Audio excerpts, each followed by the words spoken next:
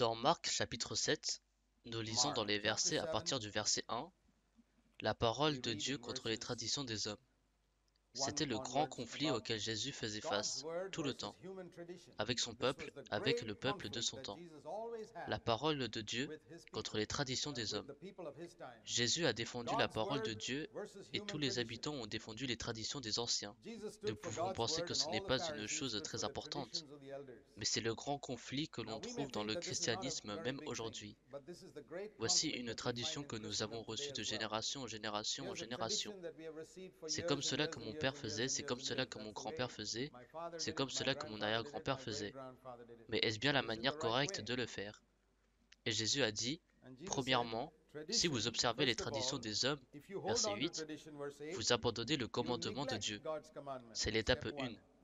L'étape 2, verset 9, si vous gardez votre tradition, vous mettez de côté le commandement de Dieu. Et l'étape 3, en gardant votre tradition, vous annulez la parole de Dieu. Il y a 3 étapes ici. Verset 8, verset 9 et verset 13. Vous commencez par négliger le commandement de Dieu, puis vous le mettez de côté et enfin vous l'annulez. C'est cela le danger de garder des traditions. Vérifiez votre tradition avec la parole de Dieu. Si ce n'est pas selon la parole de Dieu, cela ne peut pas être ce que Dieu veut que vous fassiez.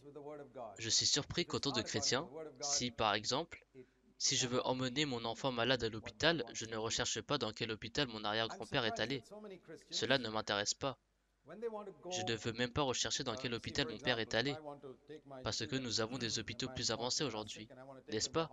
Vous feriez pareil.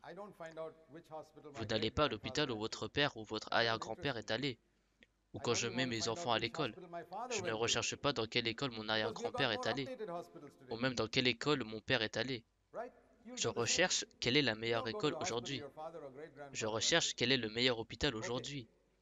Parce que ce sont des choses terrestres, nous sommes très intéressés par cela.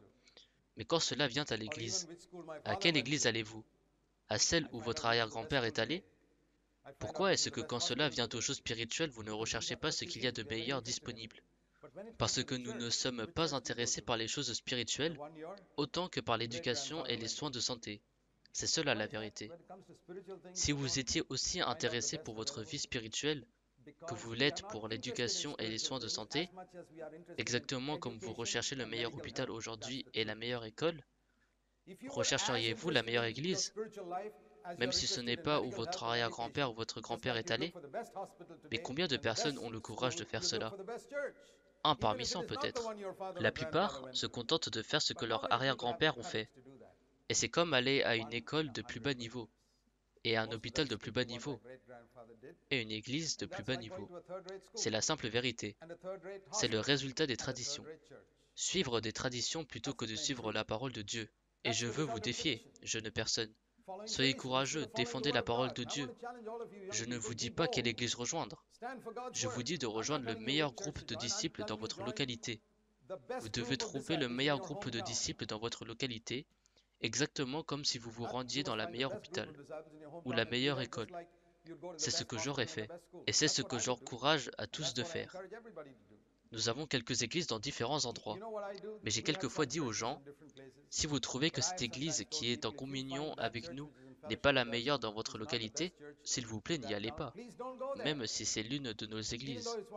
Si vous trouvez une autre qui est meilleure, s'il vous plaît, rejoignez-la. Je ne crois pas en la loyauté envers une dénomination.